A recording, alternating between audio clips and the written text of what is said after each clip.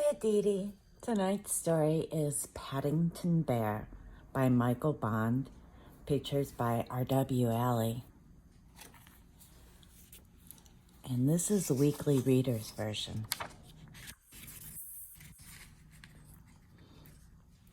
Mr. and Mrs. Brown first met Paddington on a railway platform. In fact, that was how he came to have such an unusual name for a bear, because Paddington was the name of the station.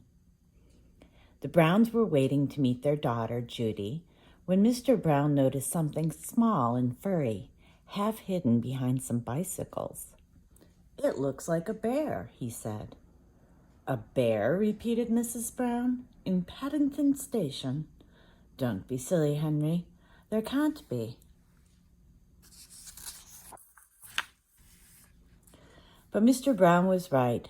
It was sitting on an old leather suitcase marked "Wanted on Voyage," and as they drew near, it stood up and politely raised its hat. "Good afternoon," it said. "May I help you?"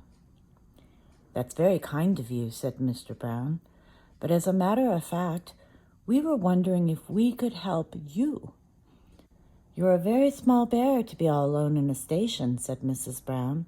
"Where are you from?"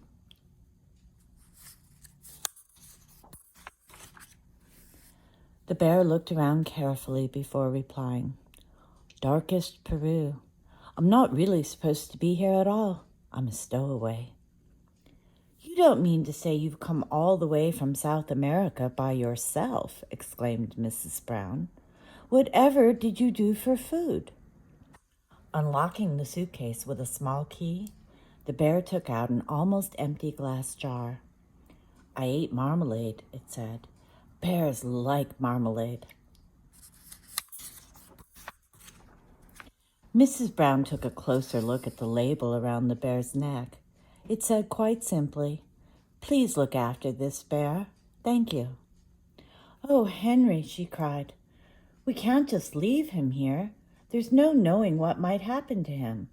Can't he come home and stay with us?" "Stay with us?" repeated Mr. Brown nervously. He looked down at the bear. Would you like that?" he asked. "That is," he added hastily, "if you have nothing else planned." "Oh, yes," replied the bear. "I would like that very much. I've nowhere to go, and everyone seems in such a hurry."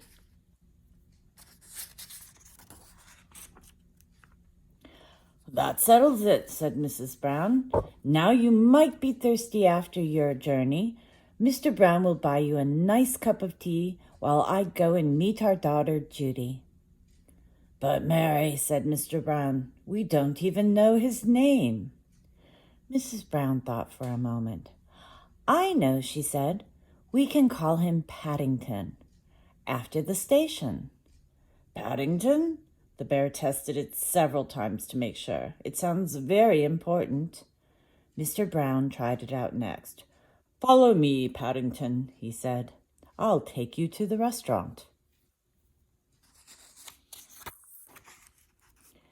Paddington had never been inside a restaurant before, and he was very excited when he saw what Mr. Brown had bought him. He was so hungry and thirsty he didn't know which to do first, eat or drink. "I think I'll try doing both at the same time, if you don't mind," he announced. Without waiting for a reply, he climbed up onto the table and promptly stepped on a large cream and jam cake.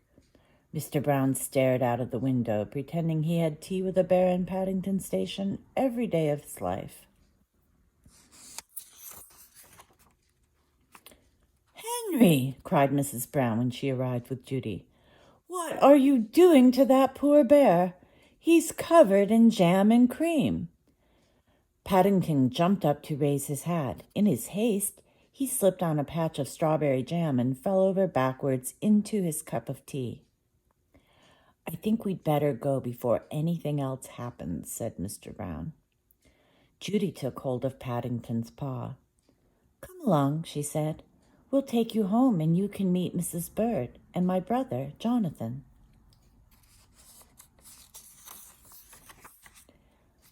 Mr. Brown led the way to a waiting taxi.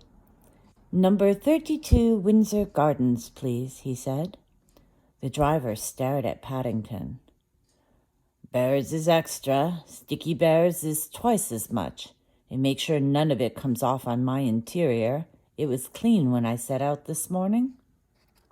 The Browns climbed into the back of the taxi, and Paddington stood on a little tip-up seat behind the driver so that he could see where they were going.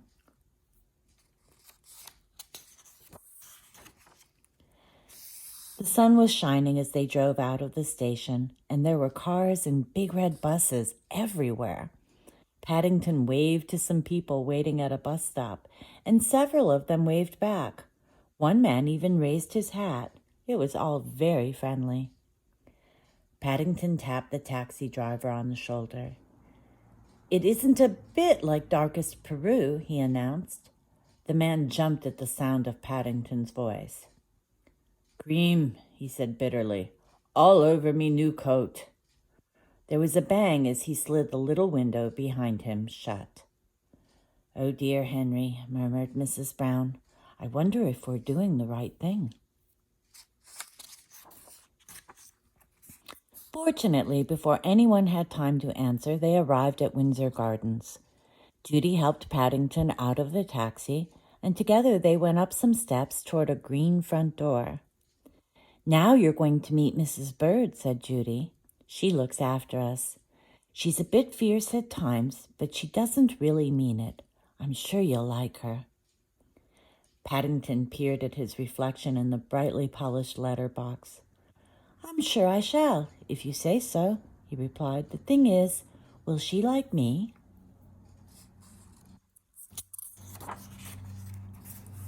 "Goodness gracious!" exclaimed Mrs. Bird. "What have you got there?" "It's not a what," said Judy. "It's a bear. His name's Paddington, and he's coming to stay with us." "A bear?" said Mrs. Bird, as Paddington raised his hat. "Well, he has good manners. I'll say that for him."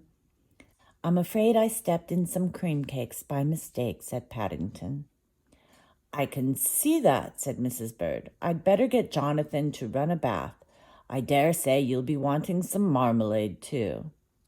"I think she likes you," whispered Judy.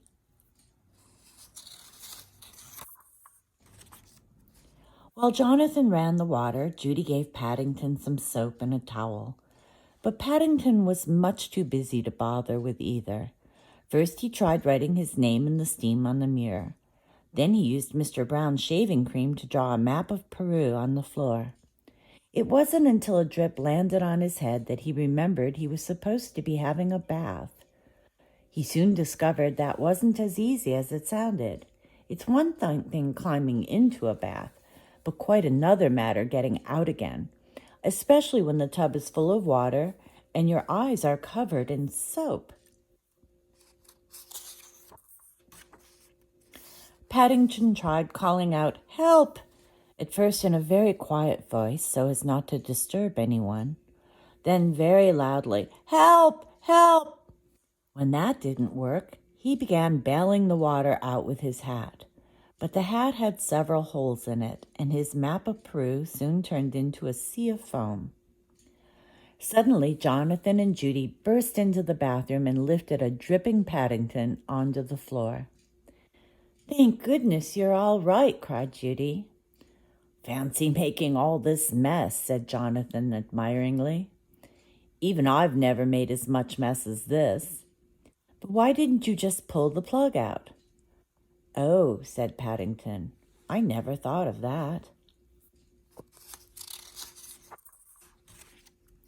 When Paddington came downstairs, he looked so clean, no one could possibly be cross with him. His fur was all soft and silky, his nose gleamed, and his paws had lost all traces of the jam and cream. The Browns made room for him in a small armchair by the fire, and Mrs. Bird brought him a pot of tea and a plate of hot buttered toast. "Now," said Mrs. Brown, "you must tell us all about yourself. I'm sure you must have had lots of adventures." "I have," said Paddington earnestly. "Things are always happening to me. I'm that sort of a bear. He settled back in his armchair and stretched out his toes toward the fire. I was brought up by my Aunt Lucy in darkest Peru, he began. But then she had to go into a home for retired bears in Lima. He closed his eyes thoughtfully, and a hush fell over the room as everyone waited expectantly. After a while, when nothing happened, they began to get restless. Mr. Brown coughed loudly. Then he reached over and poked Paddington with his finger.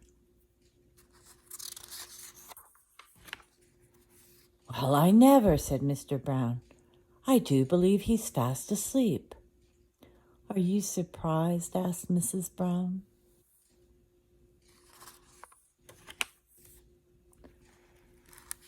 Good night, Aditi. Sweet dreams. I love you.